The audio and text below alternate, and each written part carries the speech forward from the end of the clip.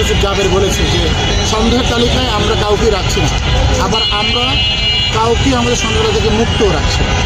অর্থাৎ সন্দেহের ব্যাপারটা আসলে আমাদের দেখার জিনিস নয়, দেখার উদ্দেশ্য যিনি হচ্ছে ইন্টারিম গভর্নমেন্টের, যার হাতে আমাদের এই জুলাই যোদ্ধারা, এই ওসমান হাদিরা, আমরা এই জুলাই যোদ্ধারা যার হাতে আমানত ছবি দিয়েছিলাম আমাদের বাংলাদেশে, তারা যদি আমাদের জুলাই যোদ্ধাদেরকে মানে রক্ষা করতে না পারেন, সিকিউরিটি না দিতে পারেন, তাহলে আর কারা দেবেন?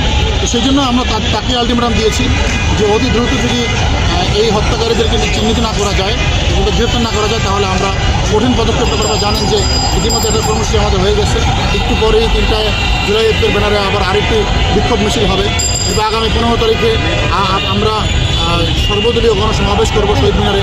একের পর এক আমাদের কর্মসূচি চলতে থাকবে। আমরা আবারও মাঠে নেমেছি। আমরা পরিপূর্ণ স্বাধীনতা অর্জন করতে পারিনি, আমাদের ভিতরে হয়তো কিছু ব্যর্থতা থাকতে পারে, আমাদের কেউ হয়তো বিক্রি হয়ে গিয়েছে আমাদের মধ্যে অতিরোধে পরে। যারা বিক্রি হয়ে গেছে নতুন অন্ধকারে, তাদের কথা বাদ। একটা কথাই আছে, গাদ্দার থাকবেই সব যুগে, তাতে কি দেশটাকে তুলে দেবো শত্রুর হাতে? কি আমরা দেশটাকে শত্রু তুলে দেবো না? এই কারণে আমরা আবারও মাঠে নেমেছি। এবার পরিপূর্ণ বিপ্লব অর্জন করার আগ পর্যন্ত আমরা ময়দান ছেড়ে যাব।